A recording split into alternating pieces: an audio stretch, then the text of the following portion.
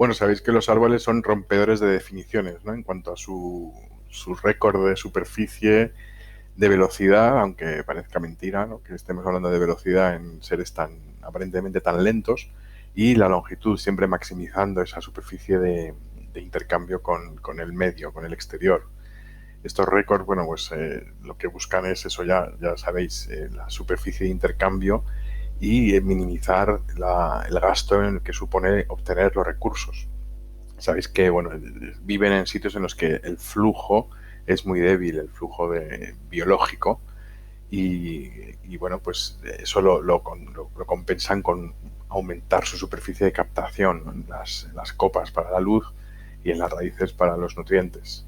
De manera que sabéis que ahora ya no sabemos cómo identificar una planta en su sentido totalitario, perdón, del todo, puesto que las raíces también forman parte de ella, ¿no? Aquí tenéis unos ejemplos de la palma de aceite, del bolita de nieve, el sinfocarpos, que lo vemos también en los jardines de Madrid, y una planta del desierto. Veis que en proporción, bueno, pues las raíces suponen muchísimo más superficie de lo que podemos ver por encima, ¿no? En la superficie visible.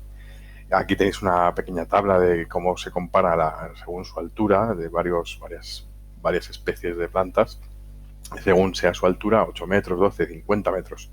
Bueno, pues la superficie que tiene de hojas de copas, a lo que equivale. 8 metros equivalen a 340 metros. 12 metros de altura ya son 530 metros. 50 ya nos vamos a hectáreas, una hectárea y cuarto. El cereal, para calcular la superficie de las raíces, se multiplica por 130. Tú tienes la superficie de un triguito de estos y 130 veces esa superficie que ves es la que tiene de raíces. Y ya si nos vamos a un árbol, bueno, pues eso, fijaos, la superficie total equivale a la de Mónaco. Bueno, como dicen los ingleses, es mind-boggling, y se te va un poquito la olla con estas cifras. De manera que cuando talamos un árbol o cuando muere un árbol, pues la pérdida de superficie de intercambio es muy grande, ¿no? A nivel global. Ojo, también para el tema del cambio climático, que lo trataremos en otras charlas, pero fijaos esta frase así lapidaria, ¿no? La tala de un ramín, de una angélica del Pará o de un moabi en una selva reduce en 200 hectáreas las superficies de intercambios del planeta. Ahí queda dicho. Aquí tenéis una estupenda foto de las raíces de un árbol. Fijaos que tampoco penetran mucho porque enseguida tenemos el suelo madre, ¿no? Bueno, pues estas maneras que tienen los árboles de dividirse en un mismo individuo, pues tienen muchos nombres, ¿no? Que vamos a tratar a continuación. Por ejemplo, las acodaduras, estos mecanismos que tienen de meter una rama otra vez en la tierra, a ver si lo veis aquí haciendo un zoom, ¿eh? Y luego vuelve a crecer otra planta, pero ya tiene, digamos, una entidad diferenciada del árbol padre, ¿no? Es otra manera que tienen de ir reproduciéndose, ¿no? Los tejos tienen esa capacidad. Aquí en estos dibujitos de Haye, pues se ha basado en un tejo que hay en el botánico de Kew, en Londres. Las acodaduras se utilizan mucho en horticultura, ¿no? Pues se pone aquí un clavo para asegurarse su anclaje en el suelo y que no se levante la rama, y de aquí se consigue otra vez otro individuo, ¿no? Hay grandes expertos en esto de las acodaduras, ¿no? Aquí veis los pandanos famosos de nuestro casi extinto invernadero de Arganzuela, que ojalá algún día podamos visitarlo de nuevo con esto del COVID. Bueno, pues es un ejemplo estupendo de estas acodaduras que tenemos en las raíces, ¿no? Van literalmente andando porque son especies que viven en zonas muy inestables, como no son manglares, pero son zonas pantanosas y el suelo muy encharcado y fangoso, y necesitan irse moviendo porque también estar encharcados permanentemente pues supondría sería letal. Veis aquí los dibujitos estos de este hombre, cómo se van reproduciendo mediante acodo las diferentes especies, ¿no? Tienes aquí los ejemplos, ¿no? Árboles con zancos lo llaman, ¿no? Que lo que les dotan es un poco de movilidad. Francis Haye es un botánico especializado en las selvas tropicales, pero también, bueno, sus libros están llenos de referencias respecto de Europa. Merece mucho la pena echarles un vistazo porque son una auténtica delicia. Un poquito así complejos de entender, y por eso también pues está bien desgranarlos y simplificar todos los conceptos que nos va lanzando, ¿no? Esta capacidad que tiene la raíz está muy señalada en la ciencia, y bueno, pues digamos que gira todo en torno al cuello de la raíz. El cuello de la raíz juega un papel fundamental en esa inmortalidad, ¿no? Se sabe muy poco de ella. Aquí tenéis un ejemplo, ¿no?, de un brote de cepa. Aquí está esta unidad, ¿veis?, de reiteración, pues se ha diferenciado del árbol. Son los famosos renuevos, retoños, ¿no?, los rebrotes que tantas veces pues los podemos contemplar en nuestros paseos, ¿no?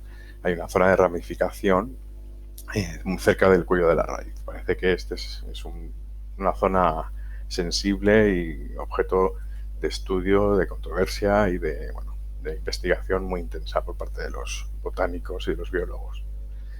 El cuello de la raíz pues hace de almacén y de distribución. Entonces, sabéis que muchos tubérculos y plantas comestibles pues te acumulan en las reservas en esas zonas, ¿no? Se llaman meristemas caulinares. Los meristemas son conjuntos de células que se encargan de la morfogénesis, que luego la vamos a tratar, ¿no?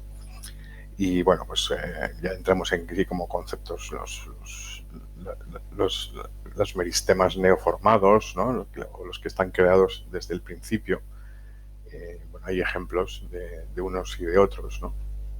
Y más ejemplos, por ejemplo, de esta reproducción basal de los árboles, de cómo se van dividiendo o autoclonando, son los lignotúberes, ¿no? Son los troncos múltiples que aparecen en la zona basal del individuo.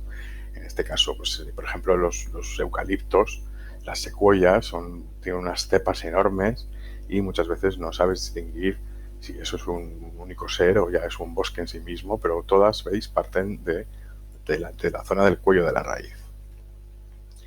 Y bueno, aquí tenéis un ejemplo de un olivo. No, esto no es un olivo, perdón. Esto es creo que es un eucalipto también. Pero veis cómo se desparrama aquí, qué forma tan orgánica el cuello de la raíz, y cómo se forma esa base, esa zona basal, que, como por supuesto, pues no dan nunca puntadas sin hilo los seres vivos. Y bueno, pues estas morfologías también, estas maneras de dividirse, pues son resultado de adaptaciones y respuesta, por ejemplo, a resistencia de incendios. Les viene muy bien, ¿no? Incluso pueden brotar después de un siglo. Nosotros también tenemos a grandes de estos de la reproducción por cepa así del cuello de la raíz, que son el madroño, las ericas, los brezos y los alcornoques.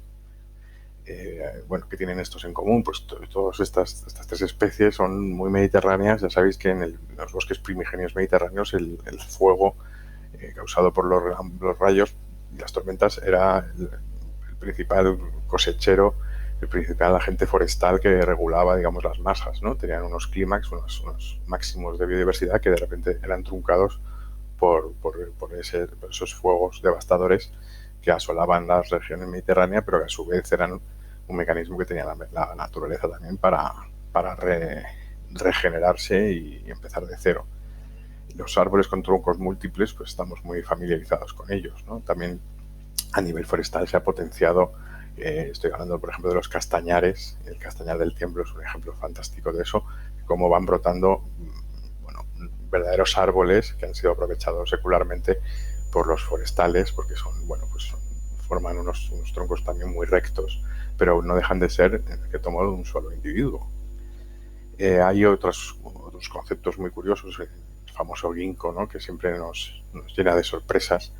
Los famosos chichis, que tienen un nombre muy gracioso, pero es un tipo de raíz aérea. Es como si fueran velas que se derriten, ¿no? Y no son más que pues esas tentativas que tiene el árbol de volver otra vez a regenerar estos meristemos, a volver a inventarse nuevas unidades de reiteración, pero que, bueno, en este caso cuelgan, ¿no? Es el famoso chichi que bueno, pues los forestales japoneses lo han usado mucho desde el siglo XII para la reproducción y la obtención de madera de estos árboles.